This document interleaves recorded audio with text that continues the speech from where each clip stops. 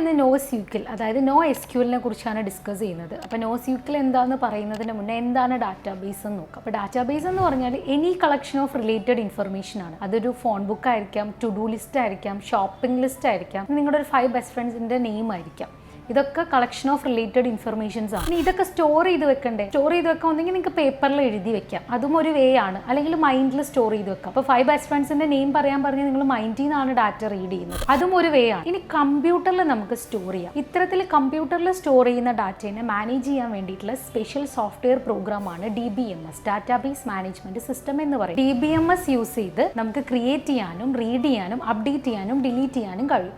ഇത്തരത്തിലെ 4 core operations ആണ് ഡാറ്റാബേസിൽ വരുന്നത്. ഇനി ഡാറ്റാബേസിനെ തന്നെ രണ്ടായിട്ട് കാറ്റഗറൈസ് ചെയ്യാം, SQLും NoSQLും. SQL എന്ന് വെച്ചാൽ നമ്മുടെ കയ്യിലിരിക്കുന്ന ഡാറ്റ ടേബിൾ രൂപത്തിലാണെങ്കിൽ, ഫോർ എക്സാമ്പിൾ സ്റ്റുഡൻസിന്റെ ഡീറ്റെയിൽസ് നമുക്ക് ടേബിൾ രൂപത്തിൽ സ്റ്റോർ ചെയ്യാം അല്ലേ? അതായത് അവരുടെ അറ്റൻഡൻസ് ഡീറ്റെയിൽസ്, ഫീസിന്റെ ഡീറ്റെയിൽസ് ഒക്കെ നമുക്ക് ടേബിൾ രൂപത്തിൽ സ്റ്റോർ ചെയ്യാവുന്നതേ ഉള്ളൂ. ഇനി എംപ്ലോയിന്റെ ഡീറ്റെയിൽസും ഇതേപോലെ ടേബിൾ രൂപത്തിൽ സ്റ്റോർ ചെയ്ത് വെക്കാം. ഇത്തരത്തിലുള്ള ഡാറ്റകളെയാണ് നമ്മൾ SQL ഡാറ്റാബേസ് മാനേജ്മെന്റ് സിസ്റ്റം എന്ന് പറയുന്നത്, അതായത് റിലേഷണൽ ഡാറ്റാബേസ് മാനേജ്മെന്റ് സിസ്റ്റം. ഈ DBMSനോട് കമ്മ്യൂണിക്കേറ്റ് ചെയ്യാൻ വേണ്ടിയിട്ട് യൂസ് ചെയ്യുന്ന സോഫ്റ്റ്വെയർ ലാംഗ്വേജ് ആണ് SQL എന്ന് പറയുന്നത്. SQL മാത്രമല്ല, Oracle DB, PostgreSQL, MariaDB ഒക്കെ ഇതിന് എക്സാമ്പിൾസ് ആണ്. ഇനി NoSQL എന്താണെന്ന് നോക്കാം. നേരെ ഓപ്പോസിറ്റ്, അതായത് നമ്മുടെ കയ്യിലിരിക്കുന്ന ഡാറ്റ ടേബിൾ അല്ലെങ്കിൽ, അതായത് മാപ്പ് ആയിരിക്കാം, പൈ ചാർട്ട് ആയിരിക്കാം, ഫ്ലോ ചാർട്ട് ആയിരിക്കാം, XML ഡോക്യുമെന്റ്സ് ആയിരിക്കാം. ഇത്തരത്തിലുള്ള ഡാറ്റയൊക്കെ മാനേജ് ചെയ്യാൻ വേണ്ടിയിട്ടാണ് NRDBMS, അതായത് നോൺ റിലേഷണൽ ഡാറ്റാബേസ് മാനേജ്മെന്റ് സിസ്റ്റത്തിന്റെ അണ്ടറിൽ വരുന്നതാണ് MongoDB, Firebase, DynamoDB. ഇത്രയാണ്